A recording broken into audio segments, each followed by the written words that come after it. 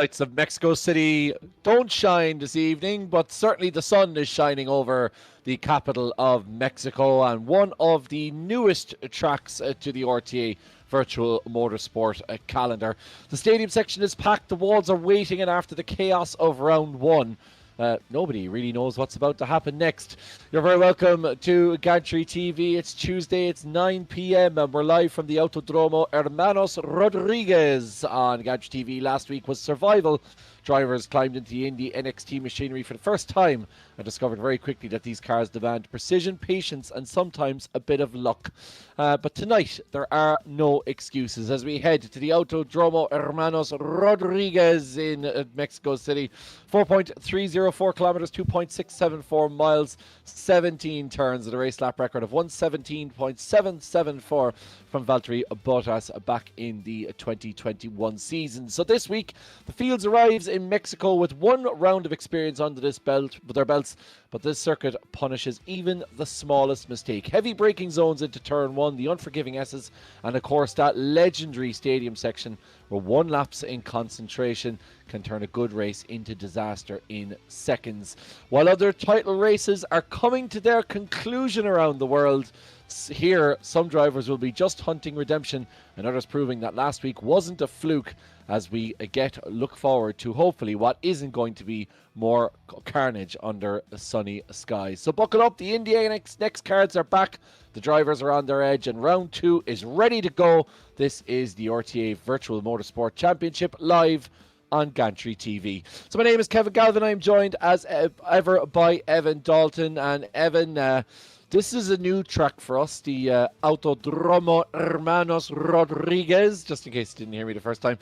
Mexico, new country for us as well. Going to be a really exciting one. Yeah, I was half expecting the Spanish to break out there, to be honest. But great track we are at tonight. A second debutante track in a row for RTA here in the indyNXT series, part of the Magdalena Sports City, hosted in Olympics. Not in motor racing, because, we don't have that in the Olympics yet, despite people campaigning for it. But it should be a fantastic evening. Round one was mental, crazy, obscene, all similar adjectives accepted. And I can't see tonight being any different.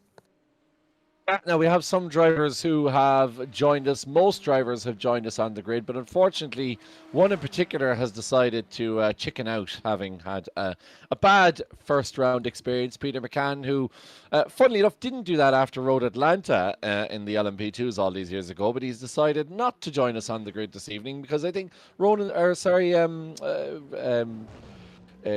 Peter has had a bit of a strop, Evan. Yeah, he has. Can we please get a womp womp in the stream chat for Peter McCann, who is not racing this evening? And that is the end of that sentence, because there is no reason. Womp womp, folks. There we go. No Peter tonight. No Peter tonight, so we can be sure that we'll have one less spinner on the grid. But this man, Tony Griffin, had a good first outing in St. Petersburg. Of course, that was a very hotly contested race and lots of carnage.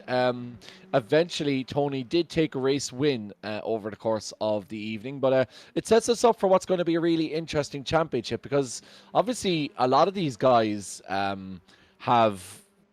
this is kind of a new. We could even see Tony there involved in that accident, so it just goes to show him how many accidents were involved that are even our race leaders involved in that one. But yeah, Harvey and Ronan and Tony taking the race wins, but very difficult, I think it's fair to say, for everybody, and maybe it might throw the cat amongst the pigeons a little bit. Yeah, maybe. It was a bit of a strange sort of season opener for RTA. Usually we expect their pace setters to be up towards the front. We did have one in the former Ronan Doherty, who's always up the front, but as he said himself last week, adapts to cars really well. But for the first ever time in RTA Virtual Motorsport history, Tony Griffin leads the championship. The Kerryman, the new star of Kerry Motorsport, featuring on the Kerry Motorsport news outlet last week. rob my report word for word, but we'll say no more. Harvey Dara in second position, ahead of Ronan Doherty in third. Then it's Brandon McGaughan in fourth, and Lee Cogan in fifth. Very strong debut for Alex King, the American, in sixth, ahead of Sean McClements in seventh. Kevin Joyce, who should be leading the championship with 259 points, seemingly currently is in eighth position, and Dermot Toomey in ninth, ahead of your reigning and still in the lead of the Formula V Rookie Championship in real life, Cam Tochukka was in 10th. Yeah, I mean, incredible points total by Kevin Joyce there. Yeah, fair play, Kev. Yeah, I think what might have happened there was whoever was filling out that graphic actually accidentally copied the race the amount of total X points that happened last week, because it was a bit of carnage around the streets of St. Pete. Now, obviously, this track, Hermanos Rodriguez, it is a little bit more. I'm just going to call it Mexico City from now on. Sorry. It's obviously a bit more of a traditional track. It is tight in places, but I suppose a bit more traditional in the sense that there's a bit more runoff, a bit more grass areas, which will allow these guys a little bit more space. So hopefully, at least if somebody has an upsie this evening, it won't catapult them back into the rest of the field, and we won't have that sort of well, I was going to say not carnage, but sort of traffic jams we saw. This is a very interesting circuit in that it was actually designed as a thesis by student Oscar Fernandez in 1953. And of course, the thin air contributing to both difficulty for drivers, which is obviously something our drivers won't experience, but it also reduces the levels of aerodynamic drag. So higher downforce setups can be used with less impact on straight line speed. So theoretically, if all the physics work out, then you should be able to run a configuration that'll allow you to go faster in the lower speed stuff, whilst also not taking away too much from the higher speed stuff. And I suspect the tinkerers amongst us, the Connemelias maybe, may be able to make the most of that. But for a lot of our drivers, they won't be able to do that. Now let's have a look at a lap here at the circuit, right down the main straight here as we head barrel in towards turn one. I mentioned it before. That is a very, very heavy braking zone and an opportunity for a pass early on in the lap. So you cut across turn one in this little chicane section in through turns 2 and 3 as you head down another big long stretch. This is almost reminiscent of the Canadian Grand Prix, a little chicane and then a big long straight, followed by another chicane here as we head into the stadium section. Sorry, this isn't the stadium section, but head into a stadium section for turns 4 and 5 and down towards 6. And this track recently re-added to the Formula 1 calendar, depending on what your idea of recent is, but it's kind of really set up for spectators in mind. Plenty of great spectator viewing areas in this one as we go through the turns 7, 8, 9, and then 10 and 11. The 10 and the right-hander, and 11 is the left-hander, and down then towards another straight before we head in towards the stadium section. This is actually contained within an oval track, so we go through turns 12 and heading back around now through the hairpin of 13 and then right at 14 and quick left at 15. Then we have a big right-hander at 16 and back around through the final turn number 17 with pit entry on your right-hand side to complete a lap here at the circuit, at the Mexico City circuit. So it's a new track, lots of long straights, Evan, but lots of tight little finicky sections, particularly between turns 4 and 6 and indeed turns 12 and 16. Yeah, absolutely. Once you get into the Foro Sol, the old baseball stadium, and the final few corners before heading on to the Peraltada, it's all just about your throttle application. Just make sure you're nice and smooth, which Ronan Doherty wasn't his quickest lap by any stretch of the imagination. But he still is in fourth place. One thing I noticed on his hot lap is the amount of steering input you've got to put into the car as Lee Cogan takes a little trip round. But you've got to put an extreme amount of steering lock onto this car. No power steering on these indyNXT machines. It's going to be a tiring evening for some of these guys because you've got to be focused for every single one of these corners. Even these little itsy-bitsy chicanes are very, very easy to get wrong, as we saw with Lee Cogan a few moments ago. He was one of the fastest on the Garage 61 lap times for this. Quite a few of our RTA grid members put down times in Garage 61, which were up the top for this car and track combination, as I was looking up for the infographic earlier on, as that's somebody going off in a straight on. But yeah, it's it is going to be a tricky track. It's going to be one of those tracks where, especially, I feel like that lead down into turn one, there's going to be a lot of drafting, and that we may see a few desperate lunges, particularly at the beginning of a race when guys are trying to sort themselves out. So big chances here, as we talked about the usual suspects struggling. Dylan McClements in the BWT livery, Racing Point livery, 88 is fastest with a 131.939. Not a huge amount between himself and Brandon McGahan and Harvey Dara. And as you said, Evan, last week, they're type of cars that start to get quicker as the tyres get a little bit toastier. So we can expect some of the fastest times to come later on in the session. Yeah, absolutely. This is a very strange circuit for this IndyNXT car as well. I believe the only circuit bigger than Mexico City on the actual IndyNXT calendar will be Road America, which we know is quite big and stretching over 6 kilometers in that aspect. Dylan McClements, would you believe, for the first ever time, dare I say, RTA not his main focus in sim racing. He's racing in the iRacing official Skip Barber series, the live stream one. So Dylan putting a lot of his focus into that. It's in the F4 car rather than the Skippy. But let's be real, he could probably come into RTA without a hell of a lot of practice and still be competitive up the top. And he's the only man in the 31s. Still very close at the top, Brandon McGahan right with him, but this is the sort of car that suits Dylan McClements. This is a driver's car, and this is a driver's track, so expect him to be up the front. Yeah, and it's a track that, unlike St. Petersburg, does give you a bit of breathing room as well. It gives you a chance to, like, we talked to some of the, I suppose, the front runners last week, and they were talking about adjusting that anti-roll bar and different things. There's a lot of adjustment on these cars, as there is in the actual Indy car, as Tony managed to keep it out of the wall. Of course, this is Indy 500 weekend coming up. Practice was over last week, and a fairly pretty big collision in the qualifying session. Am I right in saying, or was it the practice session? Practice session on Saturday involving Roman Grosjean. Sunday involving Roman Grosjean, and Monday even. Oh, there's practice on Monday. Okay, well there you go. Involving Roman Grosjean. So yeah, that was a pretty big one. So obviously we're looking forward to that. Next Sunday at the Indianapolis Racing Circuit, but it's going to be, yeah, it's going to give these guys an opportunity for a bit more brain space and a bit more opportunity to tinker with their setups as they go on the fly. And obviously, that's such a big aspect to making these cars really quick, especially for those guys who kind of know what they're doing when it comes to setup. Yeah, absolutely. And every sector of this track kind of drives a little bit different. First sector is very chicanes. Second sector, you have the S's. And then the third sector, as you said, is sort of slow speed corners before you head onto a 1.4 kilometer straight. So there's got to be a lot of breathing room and a lot of time to consider setup, consider overtakes. Sometimes that can lead to overthinking, can lead to drivers' mistakes, but different drivers will treat circuits such as this different. One driver who's treating this circuit very well since he's got back to competitive racing action is Kamto Chukwa, who's currently quickest in the session with a 1:31.798. Excellent lap for Kamto. Seems to be liking these IndyNXT machines. Always been very competitive in single-seaters as Kamto, as we know for our own scholarship program. So good to see Kamto back up towards the front. Jan Zoutevella returning to action as well tonight, another front runner from the V Series. He currently runs 5th in qualifying. Yeah, he is been a real great asset to the league since joining us a couple of seasons ago, and very competitive in the Porsche Cup originally, even though he had his battles with Dylan McClements. I wonder will those guys resume some of their rivalry in this series.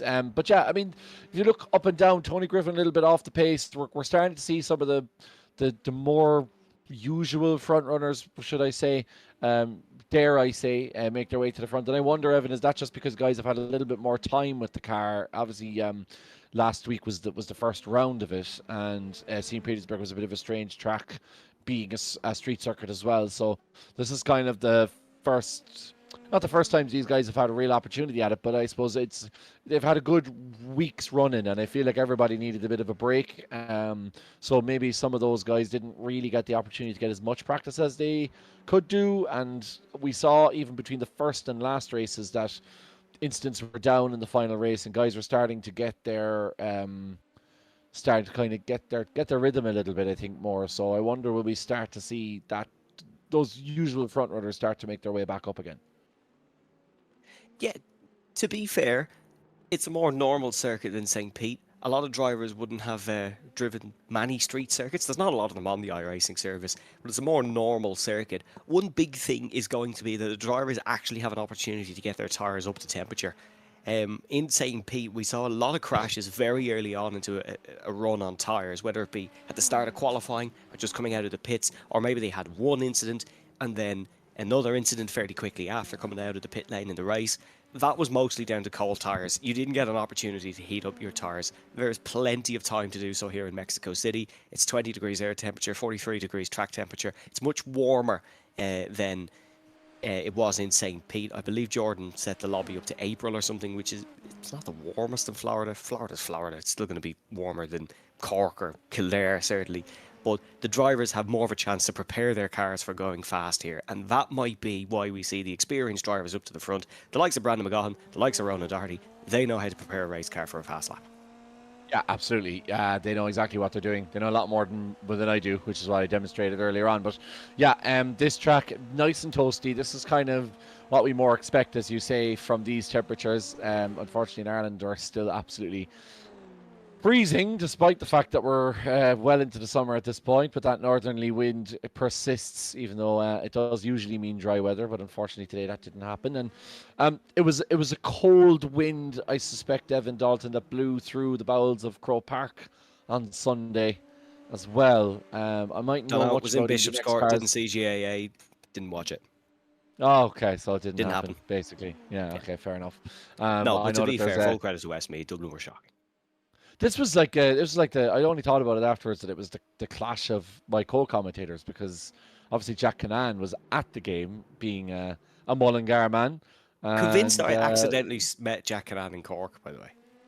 Oh, really? Totally convinced. Like, there was a I'd- bloke, and if it wasn't Jack Canan, it is Jack Canan's doppelganger. Okay. Can't believe I haven't we'll have mentioned this to- before, but It's a pity you didn't take a picture of him, because I'd be able to verify one way or the other whether it I think was it indeed had to be him. Is he Mr. in a Canan or choir? not. Yeah. So me and Jack Canan were in the same hotel, and I didn't even go over and speak to him. That's mental. Oh, that's terrible. Oh, somebody needs to clip that and send that to Jack Canan. Oh, that's terrible. Oh, you're a terrible person. Also, both It's of in you were Cork in a as well. hotel You in could have Cork. been there. Yeah, well, neither of you texted me to tell me you were in Cork. You both just went to Cork and left without saying anything. So I think that says more about me than it does about either of you. Well, it says a lot about me, to be fair. I don't think either of us come out of this story. I think the only one that comes out of this story with any shred of dignity is Ronan Hedeman, because he wasn't involved in the whole thing. Right, Brandon McGaughan, second place at the moment. Not very often you can say that. Brandon McGaughan, big tank slapper there, but manages to keep it out of the wall, which is important for him, because getting towards crunch time now, and if you can't, obviously iRacing a little bit better than other sims in terms of getting your tires warm, but if you can't get yourself together for this, then that's your. I don't know if Brandon's going to get another lap in now after this. We'll have to wait and see. He's swung himself around, but he's going to go back. No, he's going to do the old 3-point turn and keep going. And Bournemouth have hit the post. Sorry, Brandon McGaughan taking back off again. Kamtarchuk was still leading 131.6, but still time, Evan, for some of these guys to have something to say about this before we finish our qualifying session. Yes, still plenty of time to set a competitive lap in. Brandon may struggle. Tires may be a little bit overheated now. For context on why Kevin was screaming, no, he's not screaming about on post.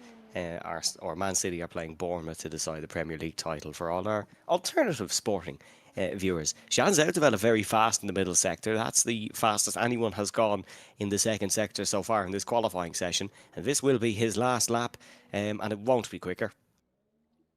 No, it's not going to be any better. And time is running out. Dylan McClement's in the pits. Ronan Doherty coming around now. He is a man who definitely has an opportunity, as does Harvey Dara. Always puts in a quick qualifying lap right at the end. So we'll have to keep an eye on the number 16 car as well. But yeah, indeed, I'm an Arsenal fan. So I've been 20 years waiting for Arsenal to win the league. So you can understand why I'm a little bit excited about the fact that they might do it this evening. But we shall do our best. Yeah, well, there you go. As Ronan says, sorry for your loss. Yeah, it could be worse. You could follow two other awful football teams. Oh no, wait. Right. Ronan Doherty coming around now through the final section. Let's see what he can do. He's orange. Hasn't made up any time in the first couple of sectors, and unlikely to make up any time in the last sector. Yeah, no, he's well above the time. But Clem Cablaidson comes in with his quickest lap, 133.5. That puts him to 20th place, ahead of Jack Wynn, who is really struggling this evening. Eddie Shredder says, I see Jack Winnington isn't having a great time here. I wonder why. That we might get some insight. If anybody is watching his stream, they might give us some insight as to why Jack is struggling, because it's unusual to see him down there. Simon Hutchings, 133.559. Adam Dowling in 18th place. Kevin Joyce and Ken Doyle together. And Conor Melia in the top 10. Yes, Conor Melia just about in the top 10. It was a very close qualifying, and Campto Chukwa takes his first pole position in RTA since round 7 of the Formula V Scholarship Series in the Hockenheim Ring. Brandon McGaughan is alongside him on the front row in second, and it is Dylan McClements and his brother Sean on row 2. Ronan Doherty and Harvey Dara behind, ahead of Jan Zoutavella and Tony Griffin. Then it is Sean McGoldrick, Conor Melia, Alex King, Lee Cogan, Paolo Kishkan, Kevin Joyce, Ken Doyle, Dara O'Connor, Dermot Toomey, Adam Dowling, Simon Hutchings, Kem Kablainson in 20th position, ahead of Jack Wynn and Ronan Keane. Disappointing to see Jack and Ronan down the back. They have been decent in previous weeks. Yeah, they have. Hasn't quite worked out for them this evening, but still plenty of time, of course. Do not forget that we have this is the first of 3 races this evening, and we also have a reverse grid race as well, so plenty of time. I also think that, as a suggestion, we should just refer to Sean McClements as Dylan McClements' brother for an entire round, including during his interview. If we can do so, that would be great. But yeah, all set for the opening heat of this one. As we say, a massive run from the start. Like, normally indyNXT don't have standing starts for any of those, you know. I know some people aren't as knowledgeable about this as I am, but I have been reliably informed that this is a very unusual setup. And so we'll have a standing start and a very long run down to turn number 1. We will have cold brakes, we will have cold tyres, and we will have a very, very sharp stop and a very eager grid. So let's see how this opening corner goes. Yeah, this could be very interesting. The old adage of Mexico City is that third is the prime starting position, but we'll see who leads into the first corner after the 890-metre run from grid slot to turn number 1. Campto Chukwa will be on the outside line. It's an excellent launch from Sean McClements in 4th position, and he's already looking to lead down towards the first corner. That might haunt him, however, because Brandon McGaughan is able to tuck into the slipstream. McClements by McClements they go, down towards turn number 1, and the two brothers might look to box the rest of the field in. There's not many places for Campto Chukwa to go, and Sean McClements leads into the first corner. Tony Griffin looking to make some positions on his fellow race winner last week, Ronan Doherty. There's 1, 2, 3, 4 round towards the back, and Jack Wynn, whatever woes he had in qualifying, he's up to 13th position, but he may have picked up some damage somewhere in that contact. Sean McClements still leads in towards the second chicane, the Essa de Lagio, as they're down towards the hairpin. Brandon McGaughan down the inside of Campto. Yeah, I put the kibosh on Jack Wynn, but Harvey Dara also spinning. Somebody else spinning there in the background. That's Sean McGoldrick. Oh, he's caught. He's up with a couple of different cars in the background. I think Jack Wynn is amongst them, and Sean McGoldrick way down alongside Kevin Joyce. Lots of moving and changing. Harvey Dara down 12 places now. Dermot Toomey up 6. Paolo Kishkan up 5, and Sean McClements up 3 into first. Yeah, Sean McClements, excellent race there, perfect, got the launch off the line. These are very difficult cars to do a standing start in. They don't do them in real life, of course. Jan Zoutavella now fighting with Ronan Doherty, looking like Knight Rider here is Jan Zoutavella in the all darked out livery. Ronan Doherty, of course, running the old Chip Ganassi racing scheme and trying to get into the slipstream down through the Peraltada. Used to be a fierce banked right-hander this corner, a very dangerous one. A lot safer now unless your name is Valtteri Bottas, and they head onto the main straight down towards turn number 1. Now it's the slipstream fest. Push to pass here we go. is enabled as well. Yeah, it's all going to open up now for these guys. But look at the gap. Oh, look at that little between Brandon McGaughan and Campto. Brandon giving Campto the squeeze, but Campto holding his ground and getting down the inside. Brandon's going to go for the switchback, but Campto's going to have the inside. And little respect shown from Campto there. Gave as good as he got for Brandon McGaughan, sending him off across the grass. I suspect Brandon's going to have to give that place back. Whether he will or not is another question. While all this goes on, the two McClements brothers are home and hosed down the front straight. Jan Zoutavella now trying to put pressure under Campto. Chukwa gets down the inside in the Guinness-sponsored machine. It is a bit warm for a pint of Guinness today, but Jan doing his best to get past this group, but they've all bunched up now, and that's great news for Dylan McClements and Sean, who are now 3.5 seconds down the road. But yeah, that was a little bit feisty between Messrs McGahan and Chukwa. Yes, it was. And oh, Ronan Doherty, that's a big slide on the exit of the S's. Great save. He's now under pressure from Conor Melia, who's looking to go around the outside, but to no avail. Doherty's able to hang on. Melia will have the outside, entering the Forasol for the second time here, but it's a difficult move to pull around the outside, that one, so he'll remain back behind. Still Sean McClemens in the race lead, Dylan in second. The two brothers are soaring away at the front. Sean in the lead with the yellow halo, Dylan behind with the purple. Weird these indyNXT cars are on the halo actually rather than the aero screen ran by the big cars, but that's a new point here. And you can see Brandon McGahan, yep, gotta have enough to defend. We have someone slow on the inside, but that is lapped car Adam Dowling. Yep, Adam not picking up, I suppose, unfortunately, where he left off the last race. I am out of breath. Yep, just having a great time here in the background while you were speaking there, Evan. I can imagine why, you can understand why. But yeah, Jack Wynn, trying to compose myself while Jack Wynn's been overtaken there by Alex King. Alex, our new arrival to the grid, our American participant, and yeah, in 17th place, not quite as competitive as he was last week, but I think last week is probably not a fair indication given how difficult conditions were. But so it'll be interesting to see how these guys kind of start to balance their way out. But yeah, it's really about two races now at the moment as Kem Koppel-Eisen goes to the outside. You have the two McClemens brothers, and will they, and whether they will or not, stick or twist. And also then particularly that battle for third, which is, there's going to be no sticking or twisting. It's going to be all twisting in the last couple of laps.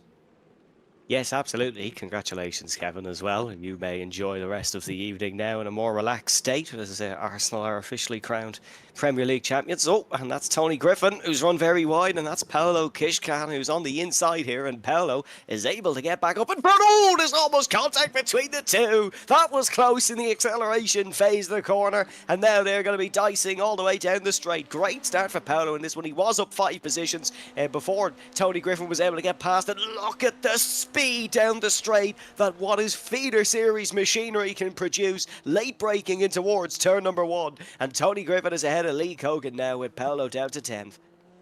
Yeah, Paolo unfortunately losing out, but Keeg, as I said, he has the pace, does Lee, so he's well able to do that.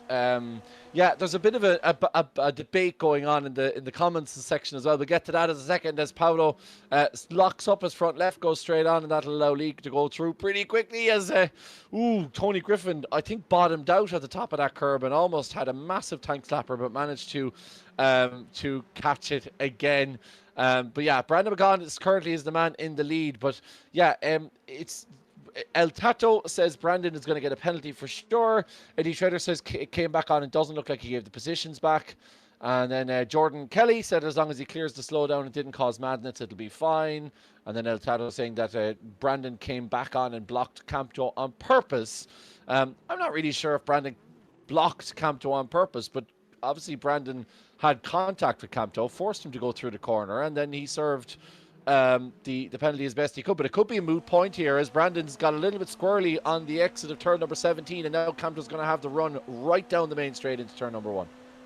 Yeah, unfortunate for Dermot Toomey. He was up 6 positions in this race, but has just gone falling down. And now Brandon McGahan starts the weave. Campto has to fall into the slipstream. It's a very IndyCar-esque weave down towards the first corner. And that is enough to break the toe that Campto was getting in towards the first chicane. He'll have to stay behind. Looking at the push to pass figures, Campto has burned a lot more than Brandon, so Brandon in a comfortable position here. Here's Harvey Dara, who's in an unusual spot down the back of the order in 13th, and that is him going around the outside of Kevin Joyce, but Joyce has got a tap for good measure, and he's now under pressure from Sean McGoldrick and Jack Wynn. Kem Kableinson's involved in this move as well, and now we see Jack Wynn using all the AstroTurf on the outside of the corner and the curb, and he is weaving like a snake behind these two, but no overtake made for Jack Wynn. Sean McGoldrick down the inside. That is experience coming out on top, but Sean McGoldrick is missing a lot of his side pod. You can see the usually covered elements of the car.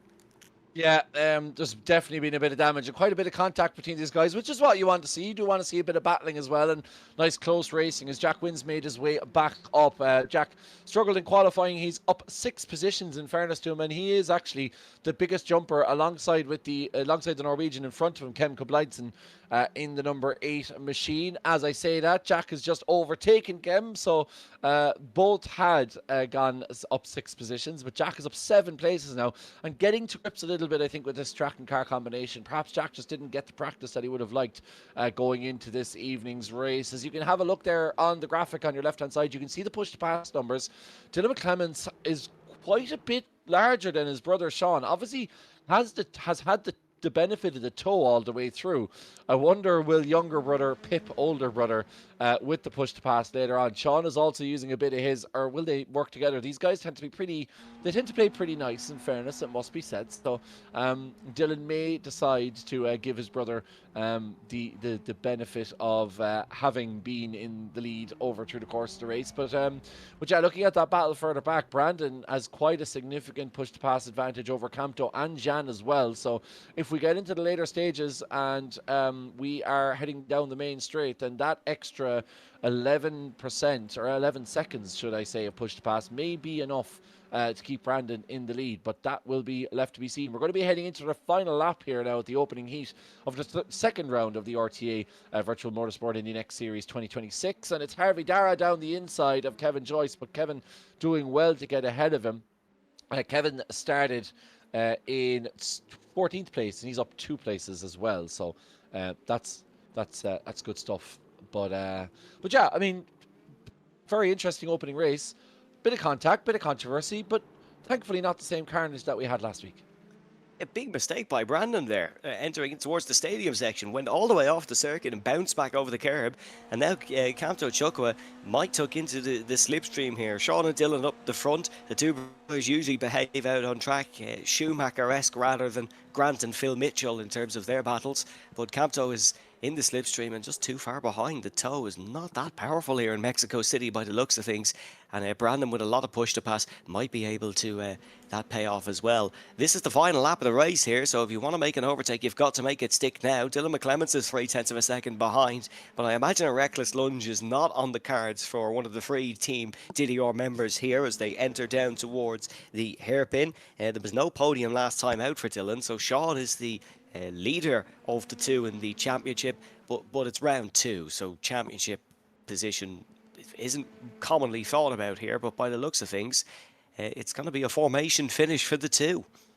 Yeah, I think that that Dylan, even though he has the push to pass, he is using it a bit here now, but I don't know if he's going to mount a real serious challenge on his brother. We'll have to wait and see, but I think they might have to decide that perhaps not mounting a challenge is probably better for both messers, and they can continue their battle heading into the second and perhaps even into the final race, just to keep their powder dry as Sean McClements crosses the line.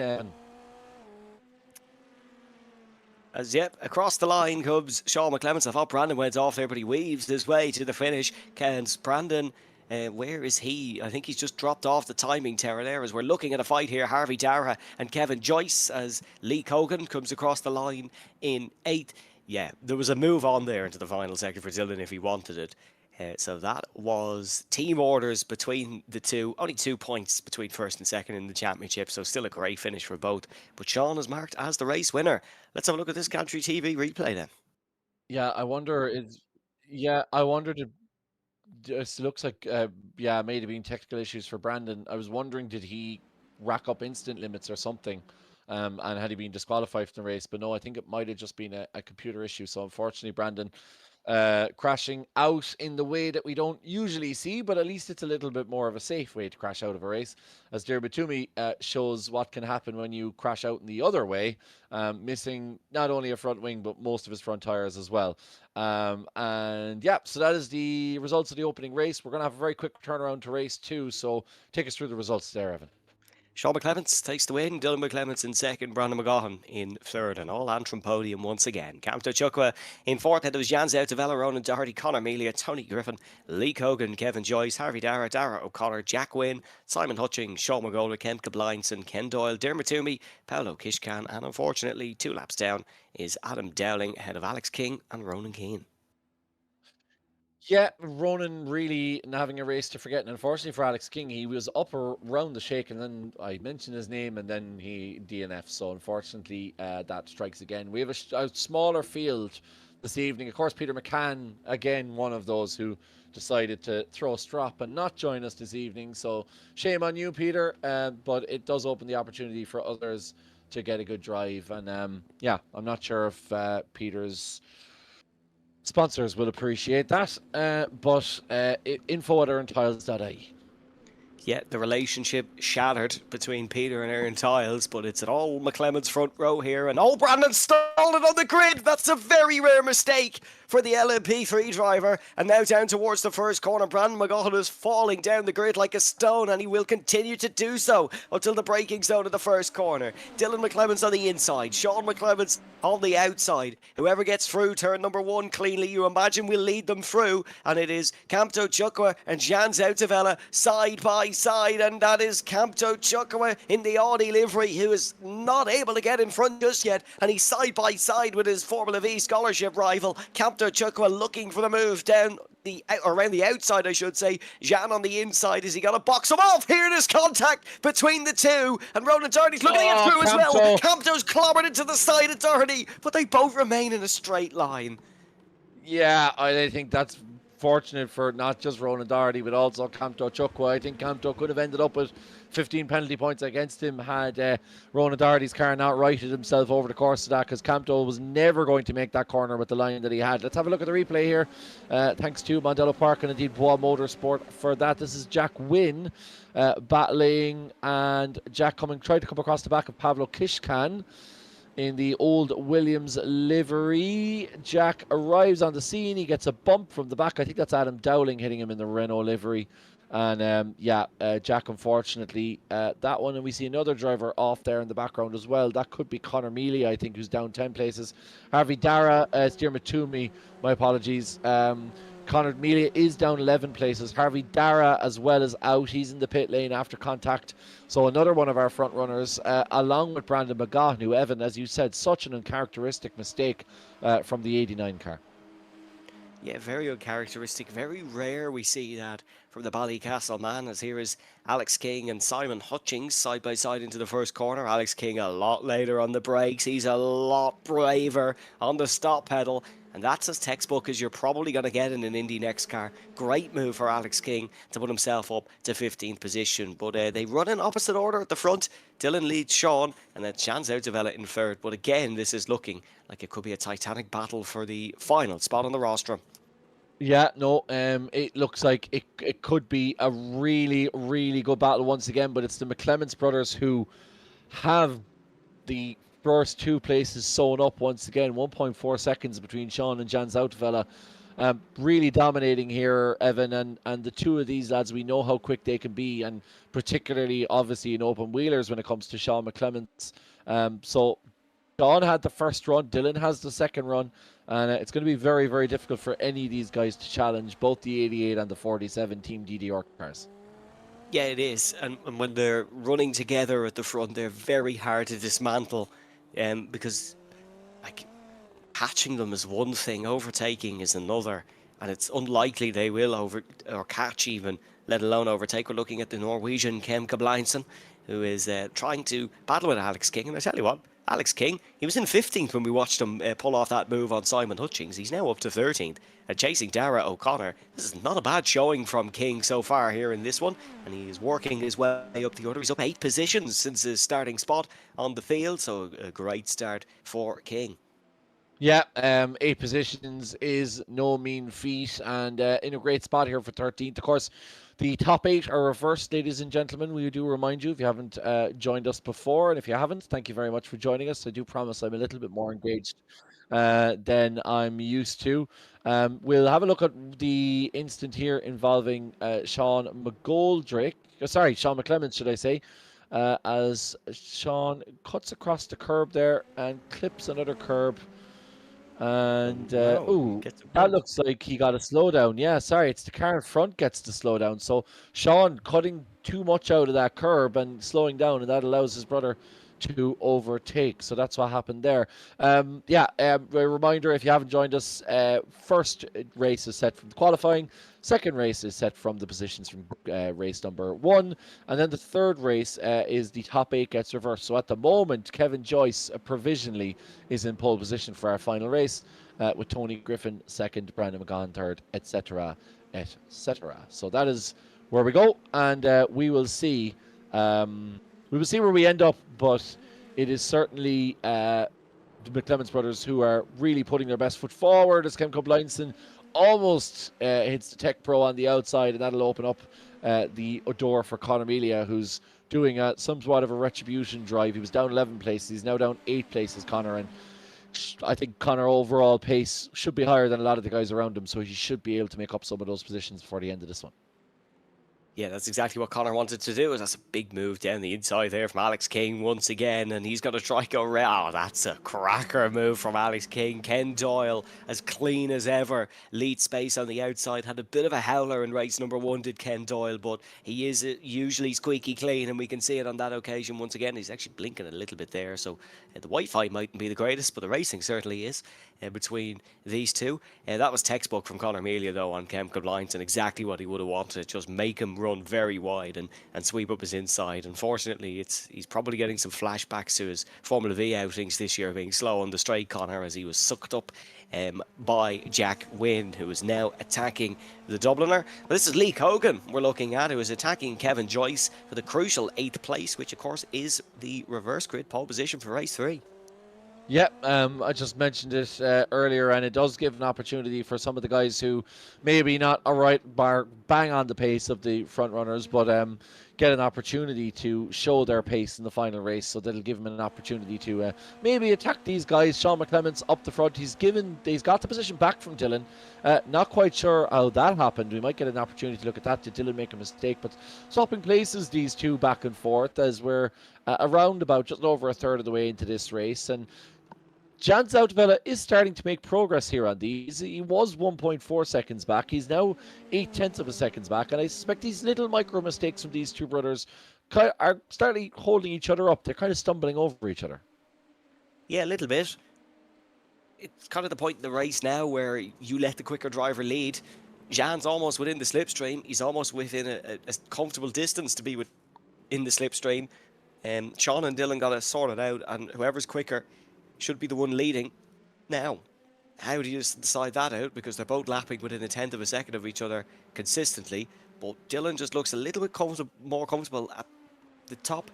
But then again, the counter argument to that is he's arguably the one making more mistakes. But Sean McClemens has run very wide for the second part of the S's. And now it's time for the number 88 to attack in towards the right-hander. And this is another thing. Dylan's lifted off big there. That puts Jan back within the slipstream for the main straight. So you're spot on, Kevin. They're just costing each other time here. Yeah, just kind of tripping over each other. Really, Dylan's got to get past here. I think Dylan's crew chief will be telling him a few choice words if my experience of crew chiefs is anything to go by. So I think Dylan's going to have to do that. I think Sean will let him go. And he's, as you said, he's on the button. He's 27 seconds now left. Camto also has only 27 seconds left as he overtakes Jan Zoutevella into third place. Obviously, Camto feels like if he can get past here, he can launch the best attack on these two guys. Obviously, Camto flying at the moment, had a great outing in the Formula V's. As you say, he's the continuing rookie leader. Despite the fact that we're already in May. So I know that Campto's really enjoying that position, having had a fabulous opening outing, as Ken Doyle unfortunately has an outing from the track and ends up in the barrier. And that's Brandon McGahan. Brandon, with a slowdown there, must have cut across the track. And that's going to cost him an enormous amount of time. Brandon has made his way all the way back, only to lose it all over again. And he jumped Brandon, up to third here, so I imagine it's a bad one. Yeah, we'll have to see. It looked like it was certainly a yellow flag for Brandon. He's running behind Ronan Doherty, between Ronan Doherty and Tony Griffin. just takes too much speed and then has to go straight through and then essentially just stop to safely serve the slowdown, given that he was right on the apex of a corner. So I think that's a good move from Brandon there, but it does mean that he has a lot of work to do now to get himself back in this race as we almost approach another 5 minutes gone, and we're looking into the final third of this race, and Dylan's starting to gap Sean big time, and Sean looking more vulnerable in this race than he ever has been this evening. Yeah, Jean's Outdevella was sideways through Peraltada, and that's allowed Ronan Doherty to get down the inside and get in front. This is brilliant news for the Team Didier crew on the pit wall. I highly doubt Damien is actually on the pit wall, but hypothetically, because these free scrapping is allowing Sean and Dylan to run away a little bit more at the front of this one. And just as Jean was getting close, he started to make a few little errors, buckled under the pressure, and now it's Campto versus Ronan for third. Yeah, it's going to be certainly, it's changing a lot at the front. There's a lot of mistakes being made here, and Camptos was very heavy on the push to pass in an attempt to try and get himself up towards the front runners. Now he is still more than Sean McClements in front of him, but Ronan has quite significantly more behind him, and Ronan's just running a really steady race here. He's not making any great mistakes, is Ronan Doherty, but he's up 2 places overall and putting himself in a great position to put pressure under Campto, who's been through the wars this evening. Yeah, he has. It's for everyone other than Sean and Dylan. It hasn't been the smoothest of running, and they're all over the place. And Lee Cogan, I tell you what, he's had a bit of an up and down evening, and he's now under pressure from Sean McGoldrick. Kevin Joyce and Sean McGoldrick tend to find themselves together on track here in RTA. 2 drivers of very similar pace, 2 drivers of equal sim racing experience. As Dara O'Connor has gone down the order. Waits for a safe point to rejoin, as she absolutely should. And now Campto Chukwa defends to the inside, and he's got to try white line Ronan Doherty on the entrance to the corner here. And Ronan pulls all the way to the outside. Strike, clean and contact, and a little hop in the air for Ronan Doherty. That's going to give him a little bit of damage and hurt his car. But can he get back in the slipstream and still stay within this fight? This invites Jan's Outdevella into the scrap once again, and they could well go 3 wide behind the trees here in towards the left-hander. Campto Chukwa has really been all elbows out so far tonight, and Ronan Doherty's going to try it round the outside again. Fool me once, says Ronan Doherty. That's a fantastic move. Yeah, super move from Ronan, and thankfully it looks like he hasn't taken too much damage from that hit earlier on. We're going to have to go back and have a look and see how that all came about. But in the meantime, Jan Zoutwella has gotten past Campto Chukwa, the man who pipped him to the Formula V spot in the championship series. So Jan will be looking for some retribution in that one. But certainly Campto involved in a lot of incidents, and it's hard to see. It looked like Ronan cut across a little bit, but I'd have to see it again on the replay. So we might get an opportunity to look at that before the end of the race, and maybe get a chance to talk to either Ronan or Campto at the end of this race, depending on how it's going. But it certainly looks like Ronan hasn't suffered too much from that accident. Let's see what happened here heading into the opening turn. Yeah, let's have a look. My screen's gone all black, Kevin, unfortunately. Here we go. Let's have a look in towards T1. Oh, I don't know if we can take another look at that from a different angle, potentially. Was it just a case of one moving in towards the apex, one moving out away from it? It looked to me like they just both kind of converged. We'll have it on board now with Ronan Doherty. Give us an opportunity to look. So Ronan committing to the outside. Campto has the inside. Ronan... Oh, no. Campto locked up and went straight into the side of Ronan. So on Campto, not intentional, certainly not vindictive in any way, but definitely on Campto there, locked up heading into that one. Unfortunately, the non-rubbered section of the track didn't carry the grip needed to try and make that one work. And but look, for Ronan Doherty, it's worked out pretty well. The number 9 car has gone up into 3rd position. Yeah, they're fairly sturdy machines, these Dallara IL-15s, and Ronan Doherty's remaining in one piece after what is a significant bit of contact at the apex. And now Jan Zoutevella is looking for it round the outside. I wonder, is Ronan lacking with straight line speed?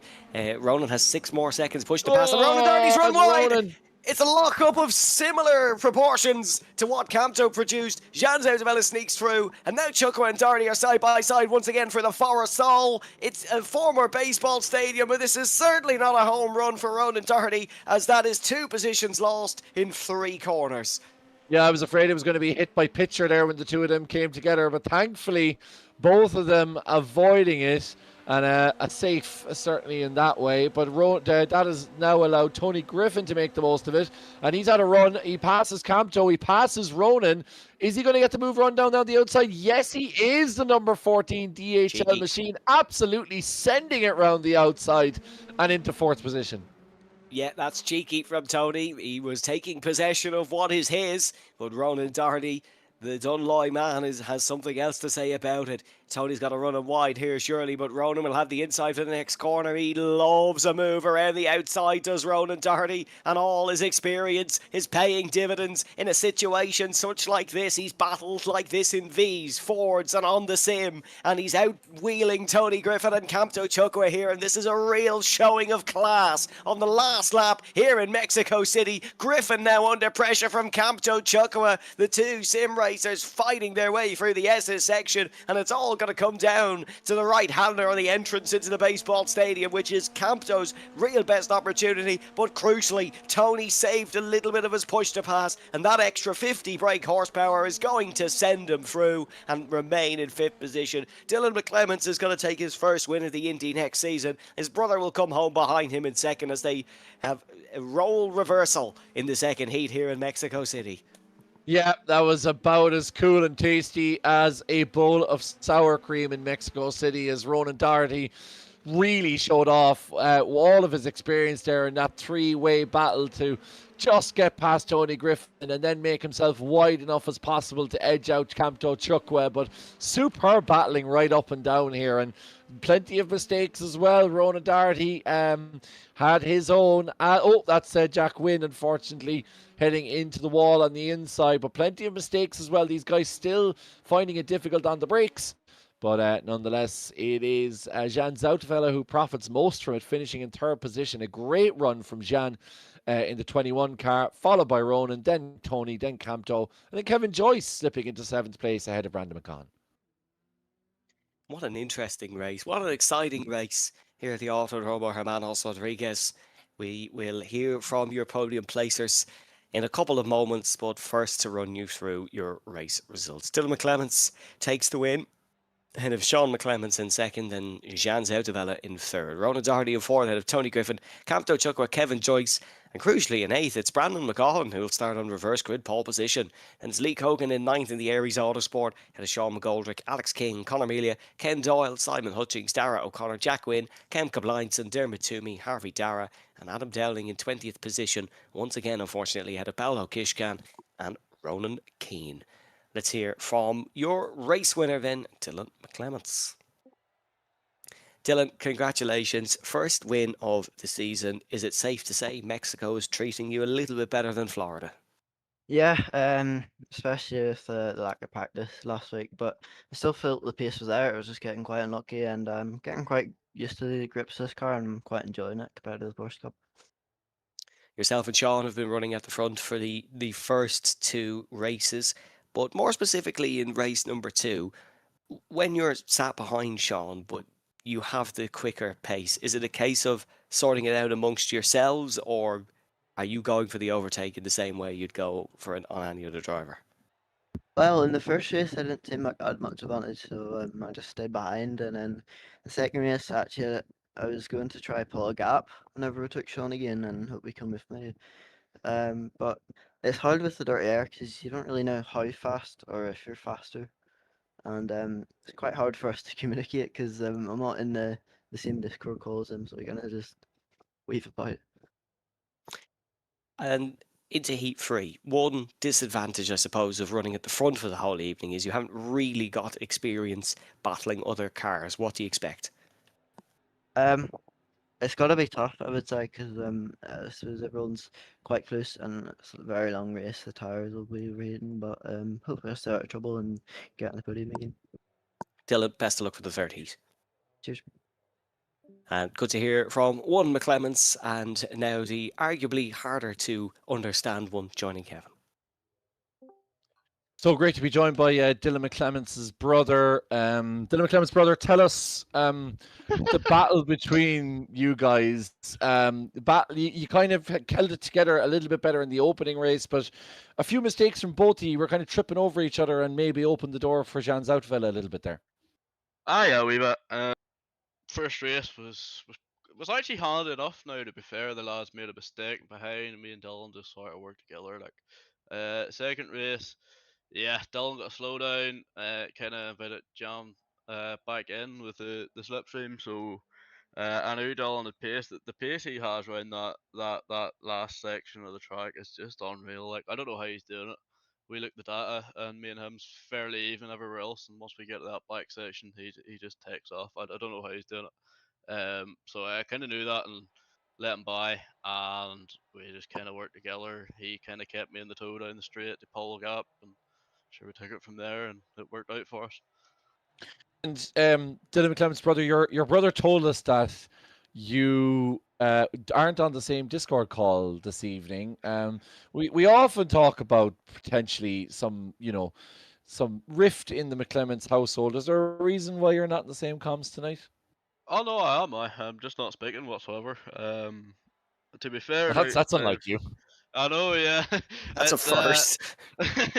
I've just kind of I done a wee bit of practice and stuff this week just to sort of learn to try to get a bit more pace. It's just to sort of like the more sim work I do, the more it'll help me out in real life. So the more I can help me out in real racing, then I'm better off doing it because it does pay off. Very good. You can follow Dylan McClements' brother at Sean McClements on Instagram, and let's see if you can catch up with him in the final sector heading into the final race. Best of luck.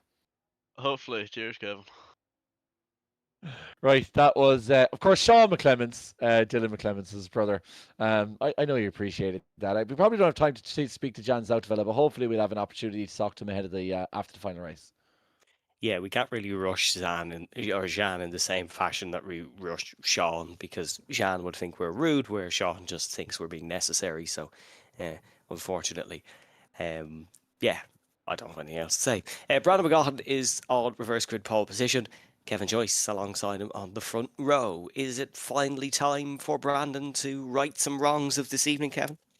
Yeah, I mean, if he started Brandon's well capable of it, and he's just been involved in a lot of instances. So he definitely has the pace. So great opportunity for Brandon to potentially show what he has now and get a final race win. I mean, why not? I mean, it's been a few weeks since Brandon has won here in RTA. Obviously, he missed some of the end of the Porsche Cup with real world racing endeavours. How dare he? This should be the priority, of course. But that's a better excuse than Peter McCann. Yeah, much better excuse than Peter McCann. We actually heard from Peter in the chat, but he has been fairly absent from the chat as well, so he mustn't be up for that either.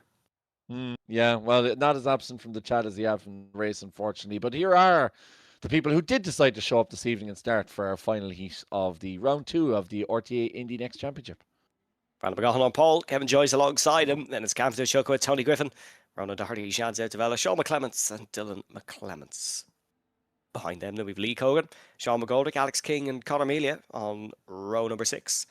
Behind them, we have Ken Doyle, Simon Hutchings, Dara O'Connor, Jack Wynn, Kemka Blinson, Dermot Toomey, Harvey Dara, Adam Dowling, Paolo Kishkan, and Ronan Keane. Yep, going to be a good one. Hopefully Ronan can get some laps in because he seems to be struggling this evening. Let's see what Alex King can do from 11th, but all eyes will be on Brandon McGaughan to see whether he can live up to some of the potential that we've seen in the opening couple of races. It's all about a clean start here now for Brandon.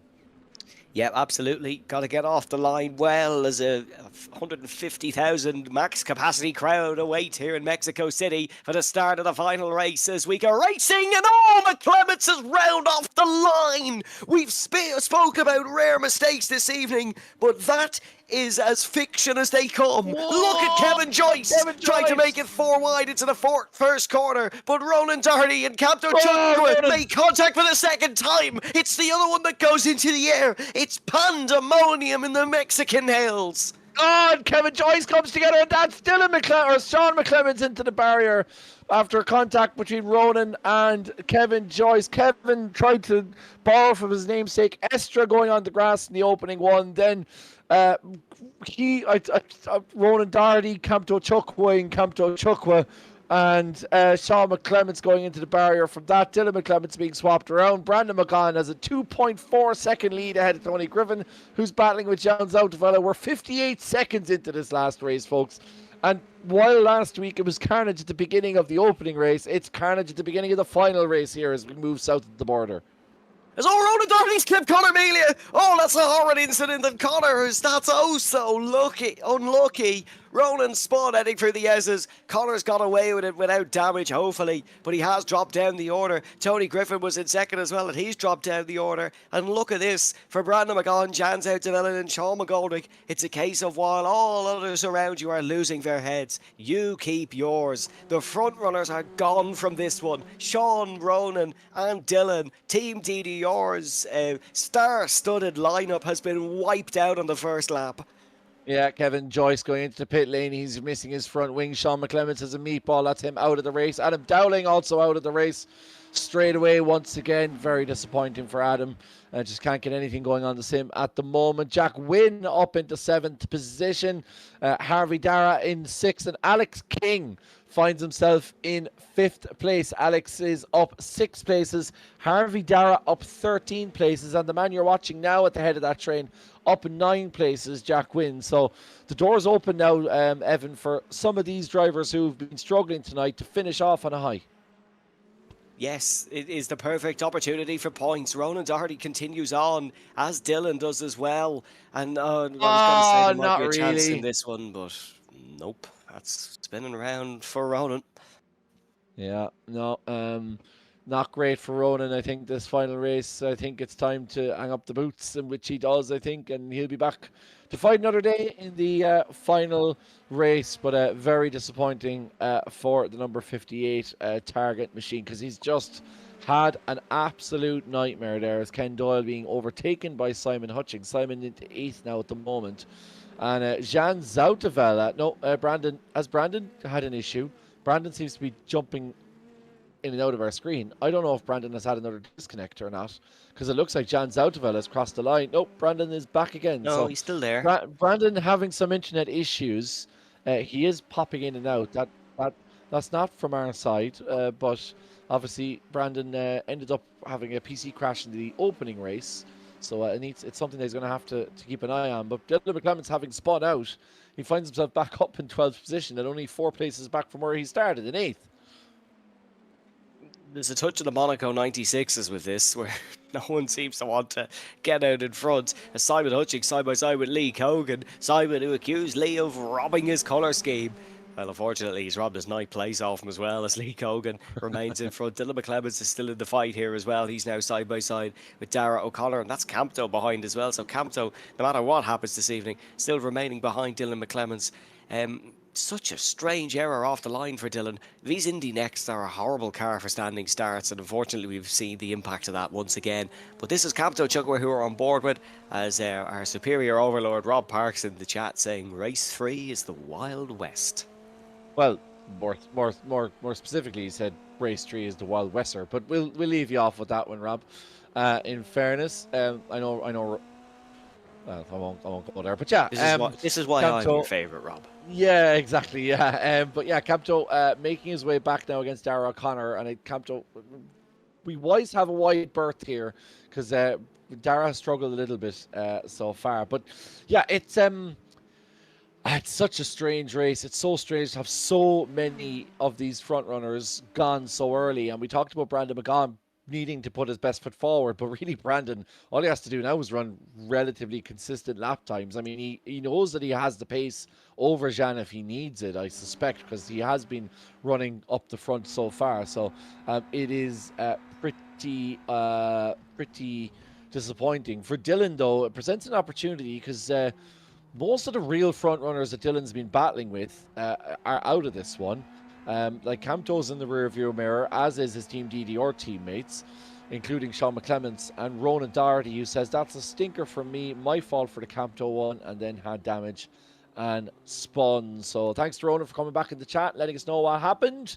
Of course, you can get involved in the chat yourself. All you have to do is subscribe to Gantry TV, and you'll also be kept up to date with all of the races that happen. We will be racing all 8 of this season's races, as well as future seasons as well, in our well-established TV broadcast at this point. So do give us a thumbs up and a subscription if you are in mind to do so. Campto's in 12th at the moment. He isn't running with too much damage. He looks like he's okay. He's starting to catch up with Simon Hutchings now, but unless Brandon and Jan have big issues, and Tony Griffin as well, they're guys who are well capable of not bottling it when the pressure is on. So it's going to be very, very difficult for the likes of Dylan and Campto to try and get back right up to the front. Yeah, we had such a hectic opening. Oh, that's that's Simon Hutchings, who has buried it in the safer barrier at Peraltada. I think I mentioned Valtteri Bottas earlier, but that is very Valtteri Bottas-esque. Let's have a look at this one. So this is coming into the Forosol, and in through the left-hander. Campto behind him. Of course, we were watching this as it happened. He's just gone. Oh, he's gone on the curb. He's Tony Hawked it off the curb, and the Welshman, unfortunately, has planted that into the wall. Yeah, 200 points for the 50-50 there, but unfortunately for Simon Hutchings, not exactly what you'd want to do in a racetrack, as Alex King gets overtaken by Harvey Dare. That's a great move by Harvey. I thought Alex might chop him off and spin him round, but Harvey doing a good job in the number 16 car. We talked about his qualifying earlier. Didn't quite get on the qualifying pace as Dylan McClements with a move round the double right-hander there on Ken Doyle. Really sweet move there from Dylan. He is back up to where he started as Dylan McClements, 7.5 minutes after his initial spin, which is good news for McClements, because 12.5 minutes is more than enough time for the other boy from Dunloy, the even younger boy from Dunloy, to put a stamp on this final race and potentially get a good result, because it's been a good evening for Dylan McClements, all things told, other than that. But if he can get back into the podium positions, it would represent a fairly strong evening, all things told. Kevin, you birthed Dylan's nickname. He's the prodigy. The boy from Dunloy is reserved for Ronan. Unfortunately, Sean is just the bloke who speaks the other language. We haven't quite workshopped a name in for him yet. Well, no, Sean is now known as Dylan McClements' brother. So, yeah. So Brandon's still leading. 1.5 seconds up the road. No, Brandon, we still need to crown Brandon something. Drive through McGahan. He could be Blinky, considering what his internet's been recently. But Jan, a fun fact about Blinky, still the profile picture of the Gantry TV Discord server. Yeah. Also, shout out to Sam at Emirate Car Shots, who sent us in a picture of Ronan Hedeman's face as the lace ball, which is an image I think I took to my nightmares with me, and it took me a while. I think the next time I go on the N7, I'm gonna have to look away for fear I scare myself into an accident. I see it every day going into work or college or whatever, and I can just, even though there's no audio off the lace ball, I can just hear the giving out. Yeah. So Jan, he's starting to make up a bit of time.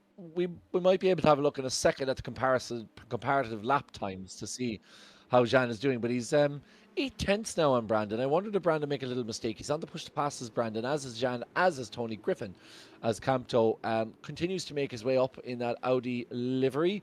Ronan is posting, yes. Ronan is looking for the photograph. Ronan, I think if you just scroll up on the chat that you've just posted into, then you'd probably find it. But yeah, that would be good. I think Ronan's going to show us in the chat at some point. But as we look, Dylan McClements and Jack Wynn having a bit of a battle. Jack Wynn doing a Kevin Estra on the grass on the outside, but I think Jack knows that he just doesn't have the pace to keep up with the 88 car, and he has to slot in behind. Dylan McClements now up to 7th position, 4 or 5 seconds now off Alex King, so quite a bit of a gap. You can see it represented there as King goes through turns number 4 and 5 as McClements now approaches, but that gap will come down, and ladies and gents, 10 minutes. Dylan McClements can very much do it in 10 minutes. As folks, there's a world exclusive of the header ball. Would that not?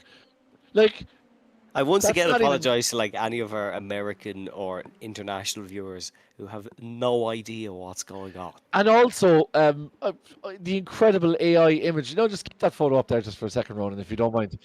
I just want to point out the AI imagery of not only is the fact that the Nace ball is absolutely nowhere near where that image claims to be, but also the road sign appears to be pointing in the direction in which the cars aren't traveling. So it's not a very useful road sign, I have to say. But thanks again for the absolute AI slop that is that image, Sam. We appreciate that nonetheless. Yeah, as amateur racer OLR said in the chat, Jancy in red, he's locked in here. At least one of us has taken this race remotely serious and not laughing at the header ball, thankfully. Conor Melia is also looking for redemption. He's not exactly had the rub of the green in the last few weeks in terms of RTA and iRacing, and now looking for this move down the inside on Dara O'Connor, but just nice and safe on the brakes. Conor just racing for points at this point.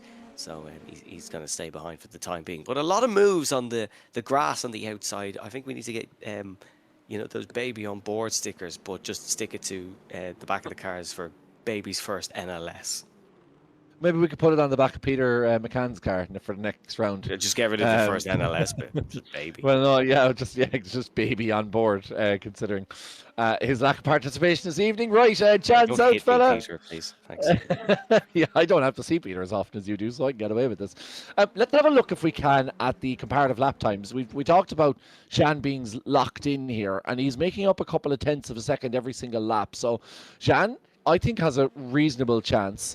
Last lap there, you can see 131.7. It's the fastest of anybody on track at the moment, and a good 0.3 quicker than Brandon McGahan in the last one. Now, that's 0.8 of a difference between the two of them. Jan also has less of push to pass, so Brandon potentially just saving his push to pass as much as he can. We can see he's not on the button at all heading down that opening straight, conserving it for the last couple of laps is Brandon.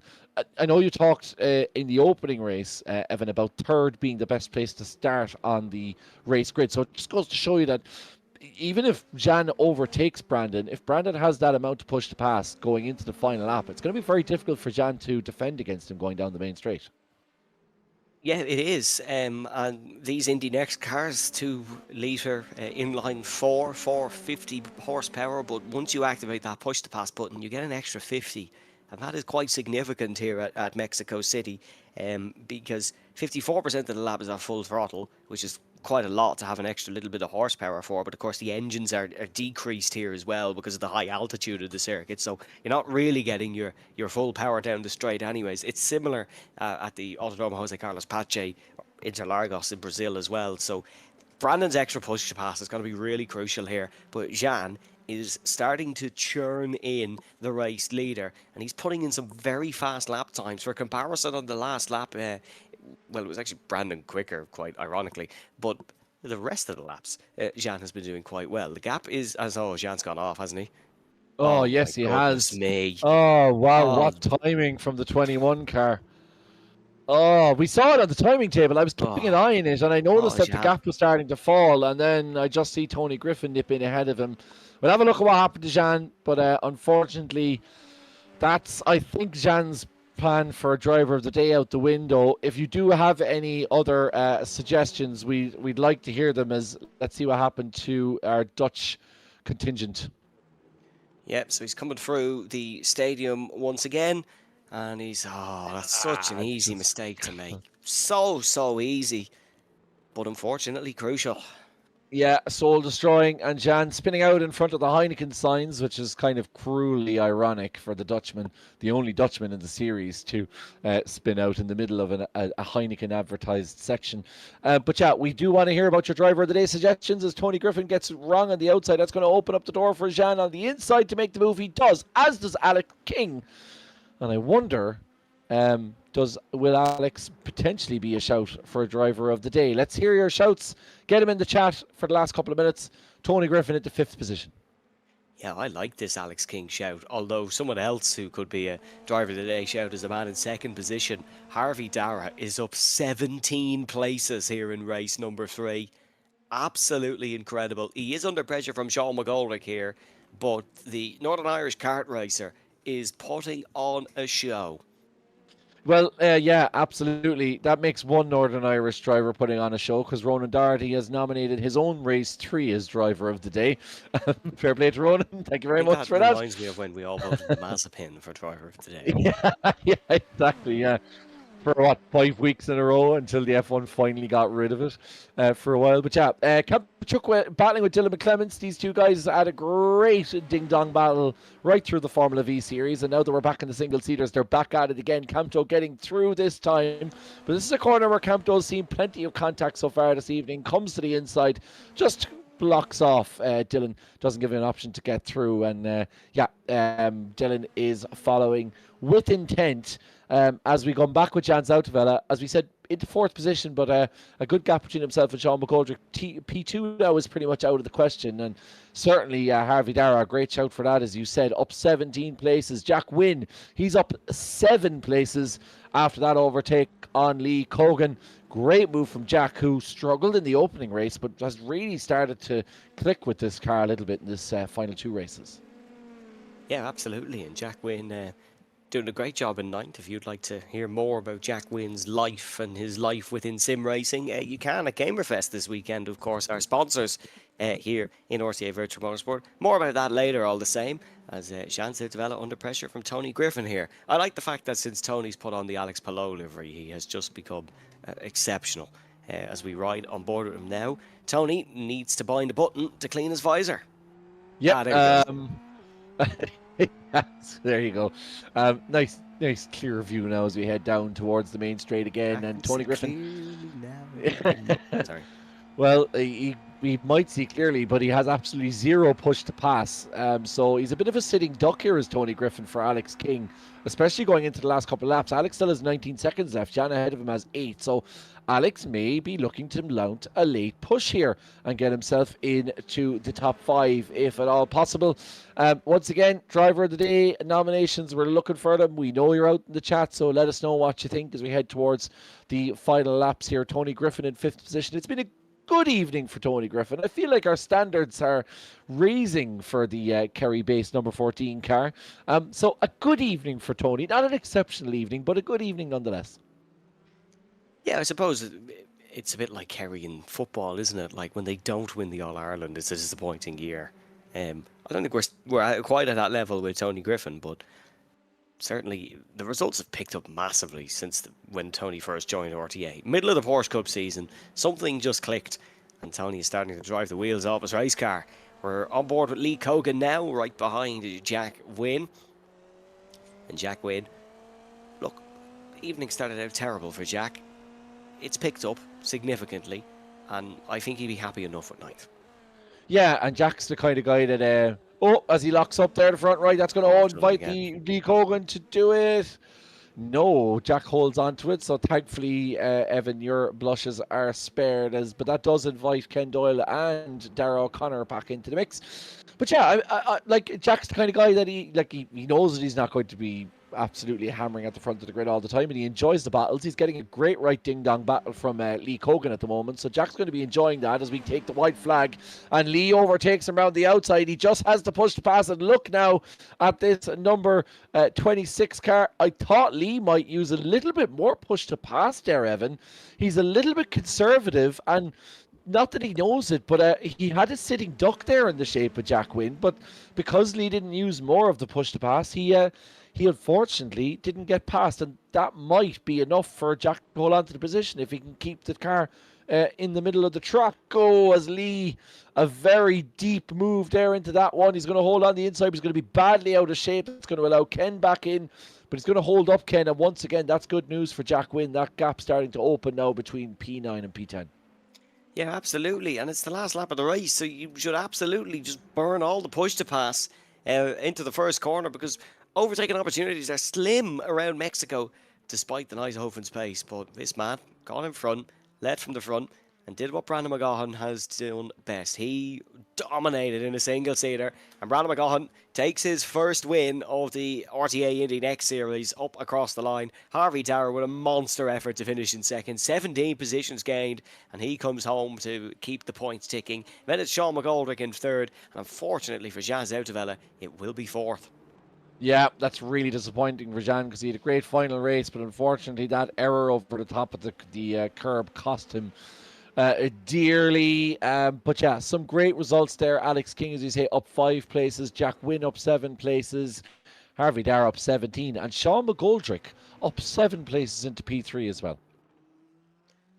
Yes, it's been a mixed heat free. We had some of our front runners drop down the order, mostly not due to their own fault, but we had some drivers with some fabulous comeback drives as we're just waiting for Kemka Blindson to bring us home here in Mexico City.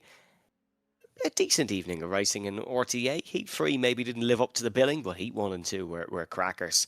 And Brandon McGaughan is your race winner. We will hear from him in a few moments. Harvey Dara and Sean McGoldrick join him on the podium. First podium in a while for Sean McGoldrick, so a decent effort there. And I think he'll be happy with that one, the Oxford resident. But Jan Zoutevella comes home in 4th. Tony Griffin in 5th position out of Alex King in 6th. Up 5 places as well in heat number 3 was Alex, but remember he was down the back towards the start of heat number 2, so an overall gain for Alex across the evening. Camto Chukwa then in 7th, Dylan McClemens in 8th, Jack Wynn in 9th, Lee Cogan in 10th ahead of Ken Doyle, Dara O'Connor, Conor Melia, Kevin Joyce, Kem Kablinson and Dermot Toomey. But unfortunately, your drivers finishing either a lap down or non-finishing: Sean McClemens, Simon Hutchings, Ronan Darty, Adam Dowling, Paolo Kishkan and Ronan Keane. But let's hear from your race winner here in heat number 3, Brandon McGaughan. Brandon, congratulations. It's a first win of the season. Dominated from start to finish. Yeah, I mean, it just kind of fell my way, that one. Got a really bad start again. Really need to work on that. Runan and Kamto got ahead before turn 1, and then they collected each other. So that let me back through, and then from there it was just really manage the rear tyres, because I knew towards the end of that race, people would be struggling. So just managed my push to pass and my rear tyres, and had no issues really. John had started getting close. His pace was pretty good, but he ended up making a mistake, so it was a pretty comfortable sail home in the end. Yeah, just on race starts, I'd just like to ask you about race 2 quickly. Not your greatest launch off the line. What happened there? No. So I was practicing. I got a really bad start in race 1. Sean and Dylan both mugged everyone. So I'd watched their start of the replay, and I was practicing releasing the clutch while in neutral. I joined in quite late, so I didn't. Yeah, the lights came on and I was still in neutral. Bit stupid for me, but what do you do? Well, look, we've probably all done it. You're a bit more experienced than the rest of us, so you shouldn't be doing it, but we've all probably done it. How are you finding this indyNXT car? Is a championship something on the horizon for you? I don't know. I'm gonna end up missing a week or 2 again, so not too worried about the championship. So yeah, I mean, I'd like to be as high up as I can be before leaving. So would be nice, and just really go for a few wins. Try not to do anything too silly, and have a bit of fun. Brandon, thank you very much for joining us. Congratulations once again. Cheers. And now let's hear it from our second place man. Joining Kevin, it is Harvey Dara. Harvey, it was a bit of a down and up evening for you. Obviously, a bit of disappointment in the second race. You had to go back into the pits, but then what a drive in the final one, up 17 places. You were just carving through the traffic. Yeah, that last race was probably one of the best drives in this car and maybe the series. So, I'm really happy with that. But not with the first 2, but I can't really complain now, I guess. Well, yeah, I mean, we're just looking at you here now with Simon Hutchings, and you were overtaking around the outside of Simon. There was carnage going on in front of you. It was one of those races where, obviously you have to drive exceptionally well, but definitely there was so much going on as well around you had to be aware of, because everyone seemed to be having offs. Yeah, every corner in that first lap, I was like, okay, there's somebody off, there's another one off, there's another one off. It was again, so many positions for people just crashing, but obviously to avoid it and everything, but that first lap was good, but not the first laps on the other 2 heats anyway, that's for sure. Yeah, I was going to say, what flicked between the first 2 races and the final one, do you think? I don't really know. I kind of just thought I really didn't have too much to lose, you know. I mean, if I crashed, I crashed, but yeah, I think I just kind of went for it a bit harder than I usually would. And do you think that kind of helps in terms of the car? Like, are you starting to understand the car a little bit more? It is a tricky one to drive or seeing. So, are you starting to pick up little bits and tips and tricks that you're going to take into next week? Yeah, I really do like this car, and really starting to learn it. But I don't really drive it too much when I'm not doing this. Like, I haven't done any official races or anything in it, so every week's a learning week. So there's stuff you find out every week about how to just get that extra 10. So it's really good. All right. Well, Harvey, you may be surprised given your opening 2 races, but that final drive was too good to ignore. So, many congratulations. You are our Gantry TV driver of the day for this evening. No way. Okay, thank you very Yep. much. Well, it just goes to show you what happened everywhere else. But Harvey, up 17 places, no joke. An outstanding drive, and a drive we'll remember for the rest of the season. So, many congratulations, and hopefully we will see you more near the front more regularly next week. Yeah, I hope so. Yeah, thank you very much. Brilliant. And finally, we will be speaking to a man who, as Evan said, hasn't been on the podium for quite some time. It's Sean McGoldrick. Yeah, even as nice as I've been to Harvey, I still haven't forgiven him for wiping me out in the fun race at the end of last season. But joining us is a man who I originally said has been off the podium for quite some time. I'm very wrong in that fact. And Sean McGoldrick, of course, was right on the pace at the end of the Porsche season. Sean, that pace has transferred from tin top to single seater with a good result tonight. Yeah, not a bad result. It wasn't a great race one. I had a bit of contact on the first lap. There was somebody in a blind spot I didn't avoid. But yeah, gradually got back up there. I thought I might have had a go for the reverse good pole, but I just didn't have the pace in race 2. Yeah, you of course started your sim racing career on an IndyCar game. Now in the feeder series, are you enjoying your time? Yeah, it's really good. It's a very tricky little car. It's much more difficult than the full size Indy car. I only did one race of that last year, but it was just too hot to race. But I really enjoyed that car. This one's much more difficult. Yeah, we had 2 debut tracks this evening and last week in RTA with St. Pete and Mexico. Next week we head to the Miami Autodrome, another street circuit, but maybe not as it doesn't punish you as much as St. Pete. Are you looking forward to that one? Yeah, I'm really looking forward to that, and that one will be back at sea level as well, because it's probably not visible from the stream, but we have no downforce at all at this track, so I'm really looking forward to a little bit of grip next time out. John, thank you very much for joining us, and congratulations once again. Thanks. So good to hear from our podium there. All fairly positive leaving this evening and very reflective on their time here in Mexico. Yeah, no, absolutely, and it's a great track, great time to come here for the first time, and hopefully a track that we see more often as well over the course of the next couple of seasons. Certainly too long for some of the cars that we drive, but when it comes to the more higher powered stuff, why not? Why not head to Mexico more often? Yeah, absolutely. It was a very interesting one. I think it'd be great maybe in the tin top, but we'll see where the RTA gods take us. Next week they're taking us to the Miami International Autodrome. Certainly a circuit not used to IndyNXT, and certainly IndyNXT not used to the fanfare that Miami usually provides. But speaking of fanfare, we've got a very cool RTA and Sim Consultants event coming up this weekend.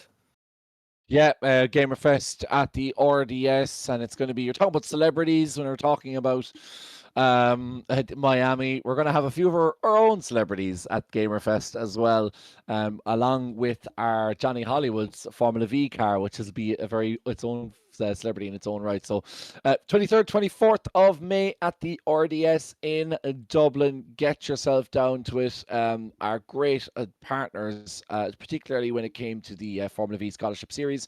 And it has all my favorite things. It has people dressing up, which I don't know if that's my favorite thing, but It took a weird has turn. that. And yeah, I know it did take a weird turn. I was going to go straight to the flight sim and sim racing, and then the first thing I saw was somebody dressed up, so it kind of took my attention. But yeah, it has flight sim, it has sim racing, it has VR, and it has lots of other things as well for lots of other people who like lots of other things. There's somebody with a DJing set. I like that too. So yeah, May 23rd, 24th, it's on this weekend. Get your tickets. There's still radio. available. He doesn't like that And you anymore. can no. Mikel Arteta is there. I like him a lot now. But anyway, that's a different story for a different day. Right, Gamerfest this weekend. Head down to it as the lads will be down there. In the meantime, rtavirtualmotorsport.com. You can get all of the updates for the IndyNXT series and championship. Still early in the championship, but you do get updated championship standings there. And let's remember Bois Motorsports. They will be at Gamerfest as well with an update of what's happening over the weekend. And of course, very, very, very busy boys in Bois Motorsports with all of the exclusive stories that they have. And of course, Sim Consultants, Ronan, flat to the mat at the moment, and he's given out his number on live stream as well, so feel free to call him on that if you like. It's on the website. Yeah, get your turnkey And sign it up for sim whatever website you racing. want. Yeah, exactly. Turnkey sim racing solutions, Ronan at the simconsultants.com.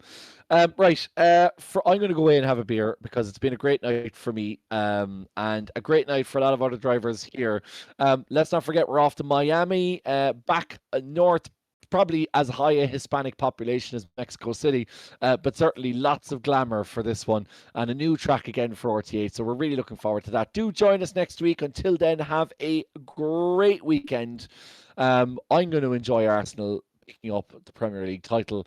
But from me, from Evan, from Ronan, and from all of us here at Gantry TV, thanks a million, as always, for everyone for watching. And we'll talk to you next week. Slán go fóill.